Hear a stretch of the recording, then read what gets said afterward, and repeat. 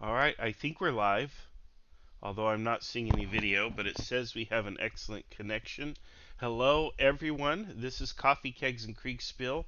I am here with Carter and Tack, and we are here to show how the Confederate Army achieved a glorious victory over the Union suckers. Um, it may not look like a victory, but the way it works is we let them kind of win the battle, so they'll keep playing with us.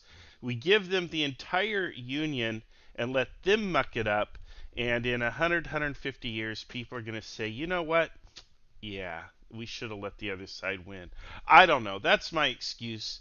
But the fact of the matter is, as I put in the description, I've learned some lessons here. There's a lot to talk about today, and we're going to get into it. We're going to talk about how the Confederacy lost at Chancellorsville so badly that, well, I don't know. Let's just get into it.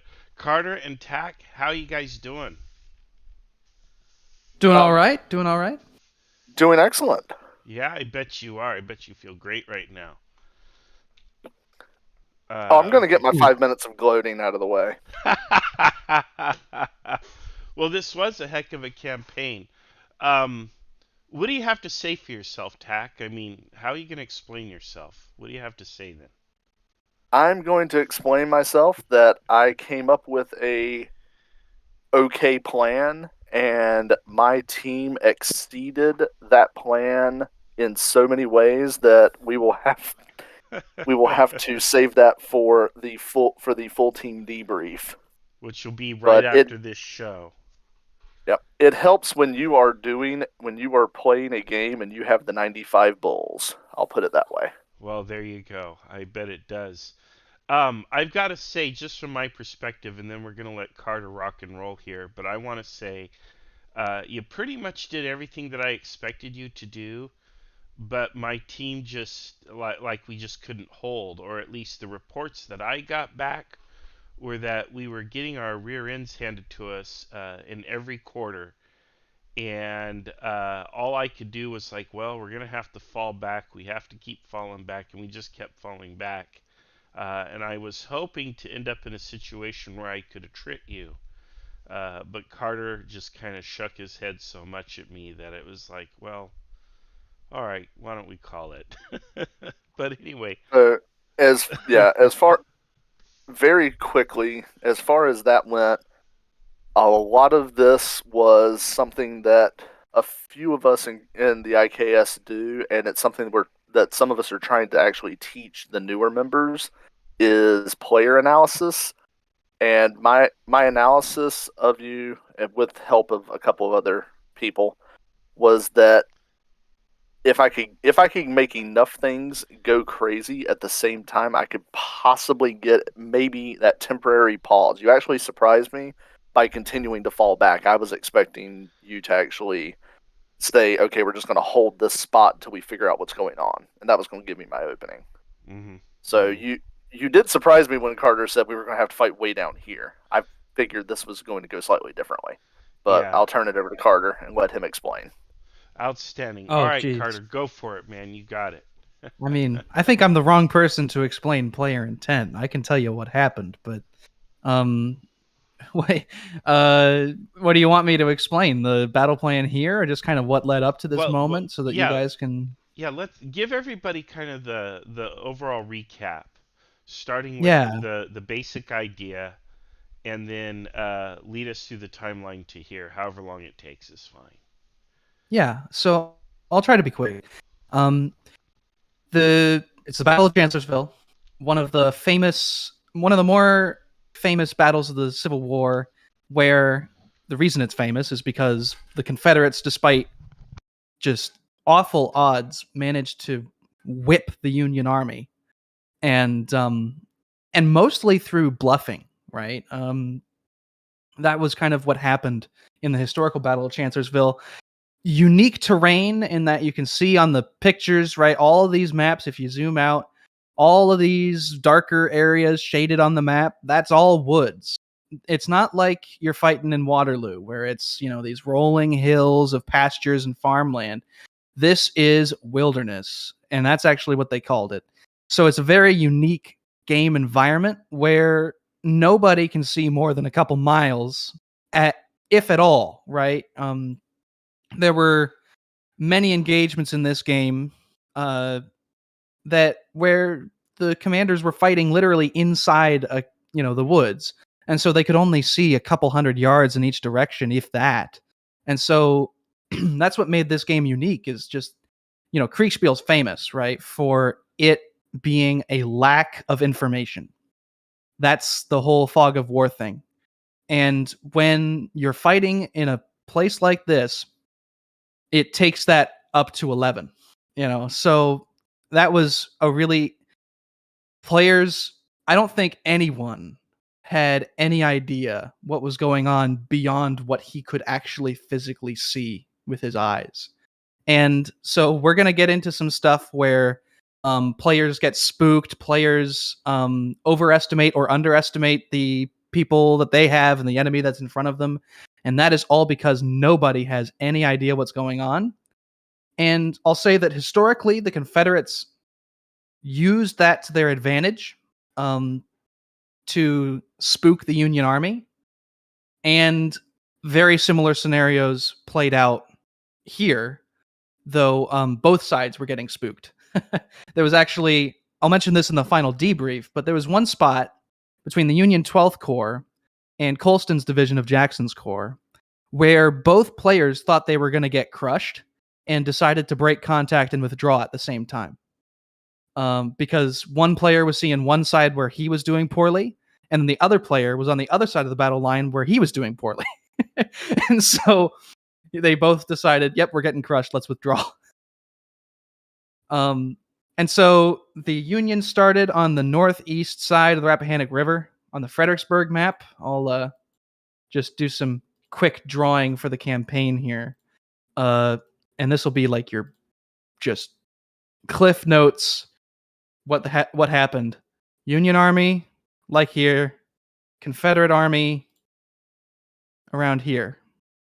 And the Union Army split into two groups, kind of three. The main force of the Union Army marched west to cross over the Rappahannock and then Rapidan rivers, and get behind the Confederate line there. Another force split off from there and crossed here to act as a diversion. That was one corps. So we've got 4 Union Corps over here and 1 Union Corps here. And they left 2 corps over by Fredericksburg to act as a anchor, kind of keep the Confederates honest about being in the Fredericksburg area. The Confederates actually had cavalry watching the 2 fords, basically squadrons of cavalry. And a few reports made it back, but with all of the other stuff going on, it wasn't decided for the Confederates to send forces out west until about midday, when Jackson's Corps started marching down the road. And then by that time, the Union had decided to send a corps down this way and a corps down this way. And Jackson's Corps ended up basically fighting 3 separate battles. One by Wilderness Tavern. Or not Wilderness Tavern, sorry, Wilderness Church. One by Chancellorsville near Bullock Spring. And another near the Dawson Farm where 2nd Corps was fighting its diversionary action. And so there were 3 separate battles there. The Confederates actually... The only one where the Confederates were tactically losing was the one over by the Dawson Farm. But even then, it was a close run thing, and the Union were getting beat up almost as bad as the Confederates. Carter, if I can interject one thing, to Marshall's credit, over by Fredericksburg, the Union also left the entire Army artillery park to add to that bluff. So the Confederates had a little bit more over there than they would have expected with just 2 corps. Right. Yeah, and there was a huge artillery bombardment to help add to the bluff, So the Union did a lot of stuff to try and get in the heads of the Confederates. And so basically these battles started in the mid-afternoon and lasted till nightfall, when Jackson's corps was ordered to withdraw. And that was when Lee and the Confederate commanders all got together and decided that they did not want to have any of this. And so the army, which was kind of now formed like this, they elected to retreat to a new defensive line near Spotsylvania. And I'll trace it out. Some of it's got the blocks still, and the rest of it has been moved for the sake of the... Oh, wait. I messed that up. I'm not going to be too particular about this, but then, bam. That's what the new defensive line looked like. This caught the Unions by surprise because they were expecting to move out of their entrenchments and run into Confederate trenches themselves in this area. So they started marching east. And they got all the way to here when the guys by Fredericksburg had crossed the river and met them. And they realized, wait a minute, there's no Confederates here. And so that's when they started turning south. And so now you've got 3/4 of the Union Army marching this way, and A.P. Hill's division, which was supposed to be the rear guard but waited way too long, was almost encircled by Union troops coming this way, and coming from the top, and almost got encircled and annihilated. But yeah, so A.P. Hill's division managed to get itself in 2 desperate fights and wiggle itself out of near destruction twice. So when Union troops talk about, oh, we were fighting somebody, almost every time the Union was fighting somebody, it was A.P. Hill. Just by sheer luck, I suppose. And so that takes us to here, where the Union fought their way to a new line, basically opposite the Confederates. And overnight, they have prepared their battle plans. Oh, shoot, I shouldn't have done that. Will it revert? Yeah, okay, good. And so overnight, they have come up with their battle plans, and they will now explain what is about to happen on the next day of battle. So that's pretty much my summary of what happened. So if you guys want to take it away from there. Well, my battle plan, and I'll start because Heinz has the initiative here.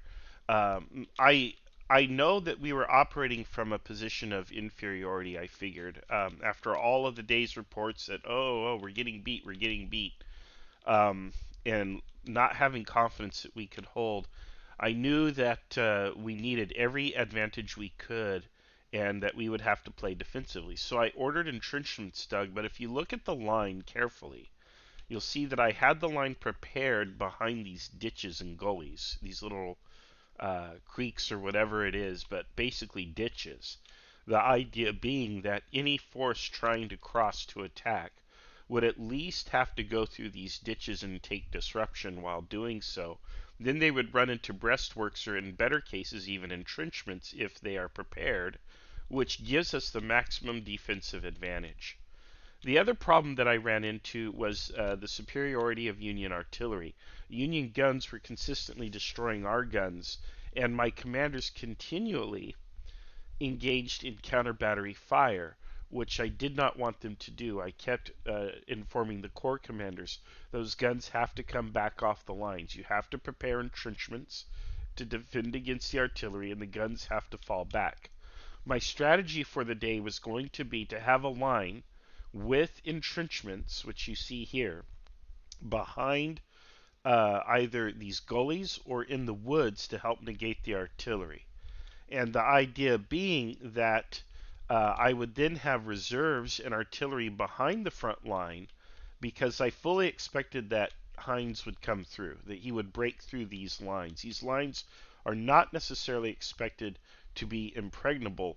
In fact, I expect him to break through, and at those places where he break through, he would find himself in a kill zone with artillery set up, and we don't quite have it, but let's say he breaks through here, which is, actually right here is where I would expect him to break through, this location here.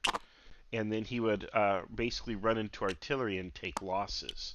So the idea was to wear him down by attrition, and That was sort of the battle plan for the day.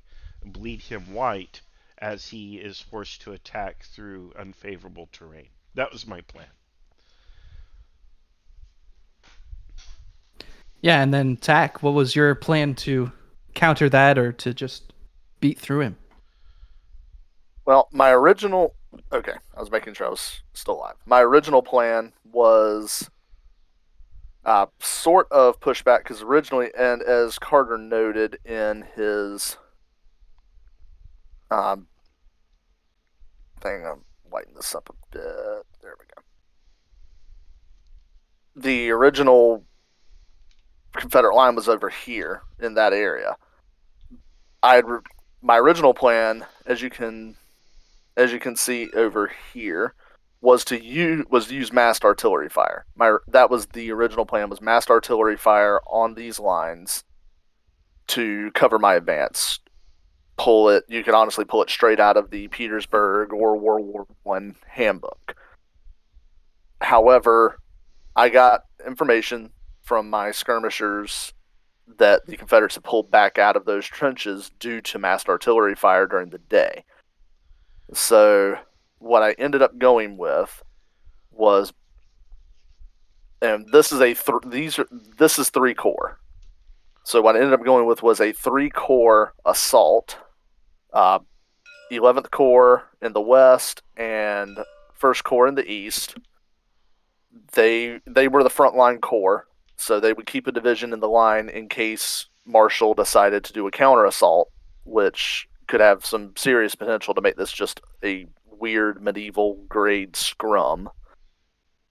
But I had assault columns of a division each on the flanks, and then in the center to lead off the actual assault, I had, brought in the man, the myth, the legend, the Sam Miller, for the thing that he wants to do more than anything in the world, which is a core grade bayonet charge.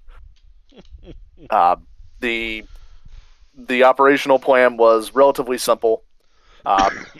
Had two divisions in what I would consider a shock column of just brigades in column, moving forward until they reach the Confederate lines, and these two divisions were functionally ordered to not load their muskets, which was a tactic used Napoleonic and Civil War. If you wanted troops to assault, you would make sure that they had unloaded muskets so that they couldn't stop and fire. They had to charge because they had no other option.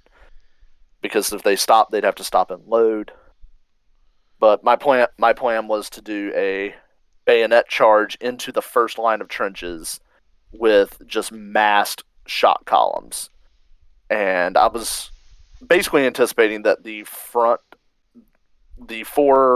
we'll call them regiments, but the 4 regiments in front of each of these columns was going to get vaporized from math, because I was expecting more artillery to be in Marshall's line. I was expecting them to get vaporized in the initial charge, but the sheer mass would shove them through Marshall's line.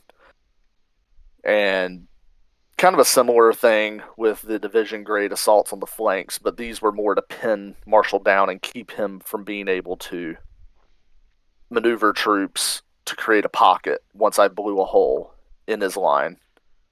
And here between the assault columns, that is all of 2nd Corps' artillery, because I took it from 2nd Corps and gave it to General Hunt. Mac was running my artillery as the Army artillery chief. I gave him all of 2nd Corps' artillery plus half of his artillery, and split off to the quartermaster half of the Army artillery, including our heavy 20-pounders, so that they didn't get slowed down. And as you can see, I put all of the Army's engineers in column with the artillery, because the plan, kind of in the opposite of Marshall's, I need to preserve my guns, I knew I had enough firepower superiority that I could afford to lose artillery. So my plan was that any point that Marshall mustered up enough defense to stall the assault, I would roll guns right into the lines and open up with canister from masked batteries just to blow whatever the problem was out of the way. Hmm. Yeah, it would have been interesting to see because the line. I never expected any of these lines to hold. The idea being you would break through and find yourself in a killing zone with reinforcements. Basically my main force is actually behind the front line. That was the plan, at least. Of course, it's a long line, and I was going to have to guess at a few locations where you were going to be. For example, I figured this here might be a pretty big spot. Right here would be another one through here, and over here definitely. Maybe even here. So those are the spots where I was going to keep reinforcements parked in those 4 areas. I didn't expect you at all to come through here, this here, or here necessarily. These are not places I expected you. The other places I kind of did. Obviously not here on the extreme flank. So I don't know how this would have played out. I think I still would have lost. However, it would have been costly for you, I would imagine or hope. But it also depends on my commanders rotating their men, keeping those reserves back there, having those guns ready to go, and kind of just being in the right place at the right time to catch you. And then as your lead units retreat, I don't know what the disruption rules are, if they would intimidate or contaminate the units behind them, but I absolutely expected you to use shock tactics today and just punch through. So make of that what y'all will. So not using the benefit of, obviously, hindsight at this point, being able to see your lines. The places that I was anticipating slamming through was going to use this road to help support First Corps' move. So it would have run into that. The troops on the broad front, those 2 divisions would just kind of move forward on a broad front to kind of sweep up in case and catch leakers and other issues. This division's plan was to assault. Basically, what they would have gone through this gap, or it would have been close, but they would have been somewhere in that area. The Army artillery would have come up here, and this corps was going to go straight into Spotsylvania Courthouse, which is what you were anticipating. And this division may have gone wide or may have gone to the center. I'm not sure. That was I can't remember who had that division right off, but that was kind of the general idea. Yeah. So you anticipated where I was going to hit pretty good. I think the only thing that would have created a problem for you would have been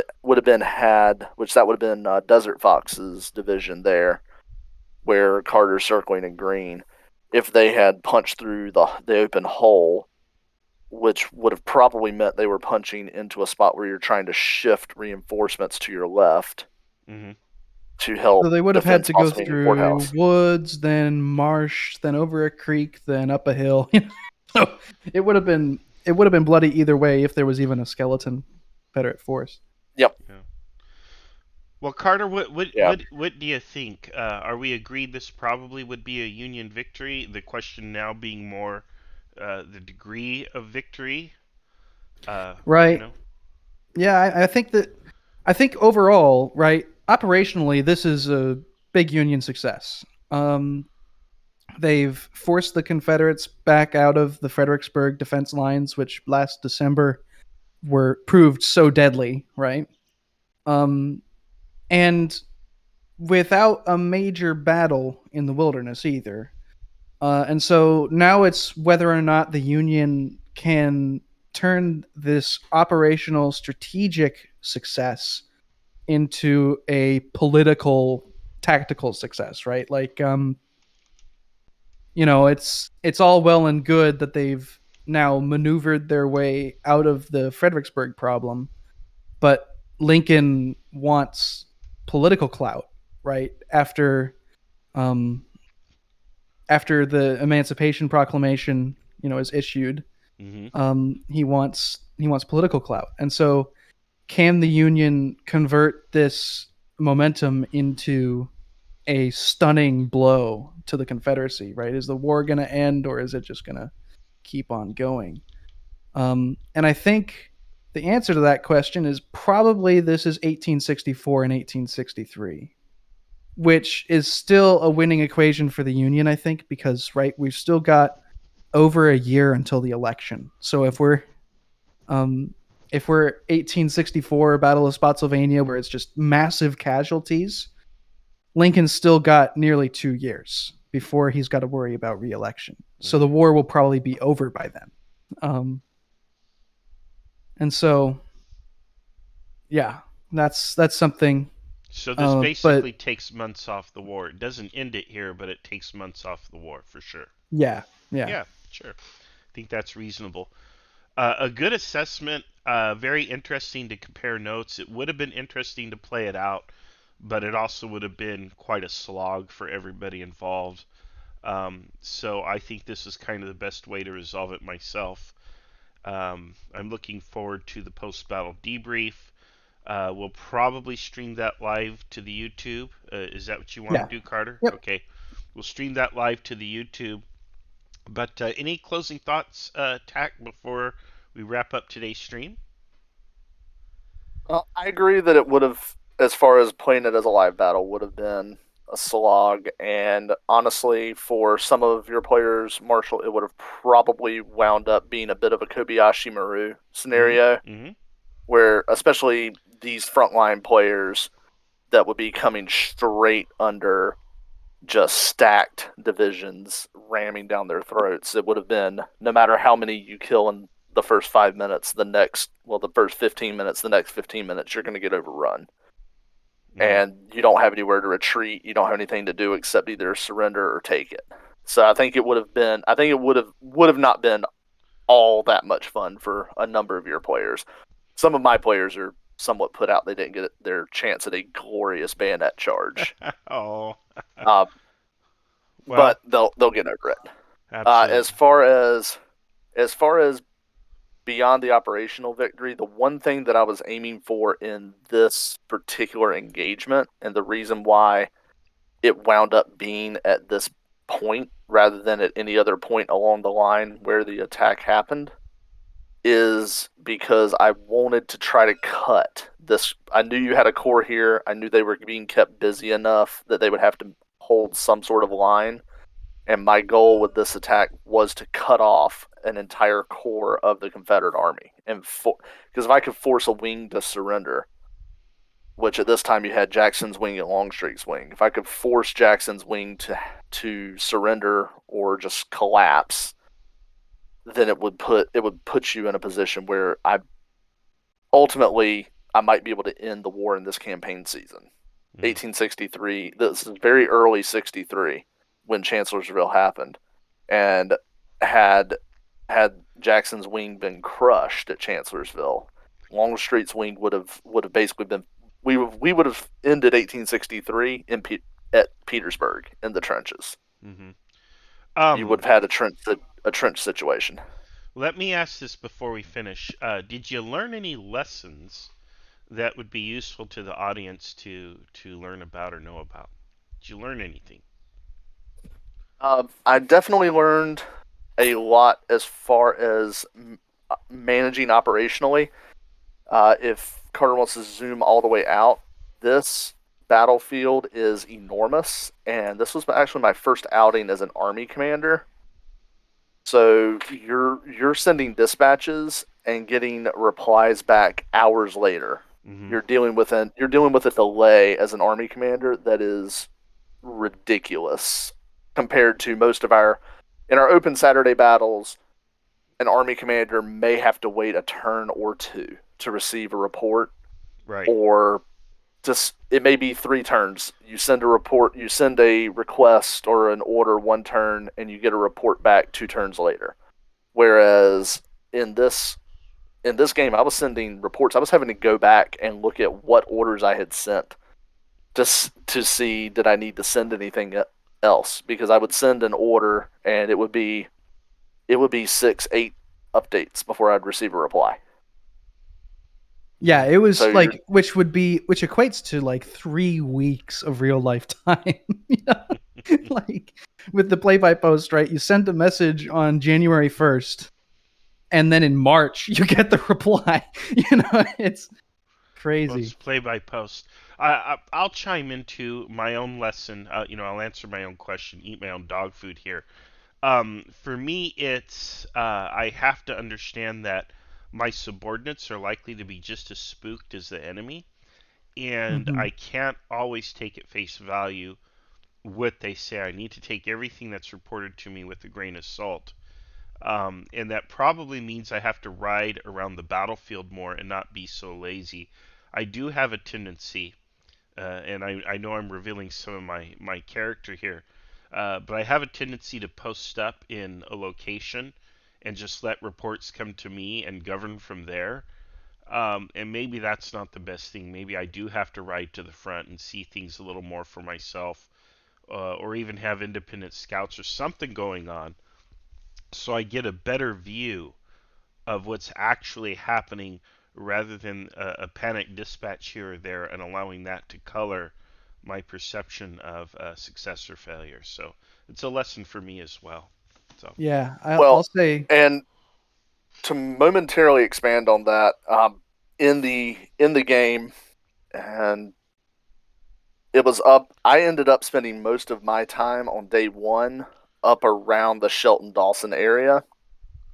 Uh, and this is from analyzing my own commanders and knowing that I had sent my most aggressive corps to do this diversion and not wanting to have them exceed their orders so much that it took 4 of my corps out of the overall battle hmm and would result in that corps being annihilated from overextending. So I spent a lot of time there. It also wound up putting me in a somewhat centralized location, but it's not just going to the front, it's picking that right spot. hmm On day one I happened to pick the right spot at the front, and by seeing how aggressively Second Corps was attacked by AP Hill's division, it really gave me that idea that okay, Jackson has taken the bait.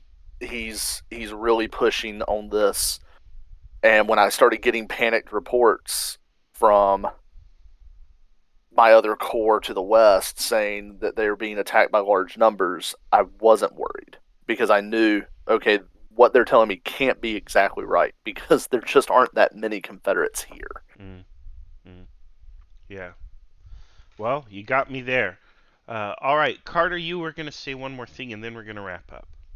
Yeah, I was just gonna echo your guys' points. I was playing in the Sea Lion game, and I was getting panicked radio messages from my commanders, and I was like, I don't think that's how it actually is. And so I elected to actually land on the beach and saw that no, no, they were just freaking out.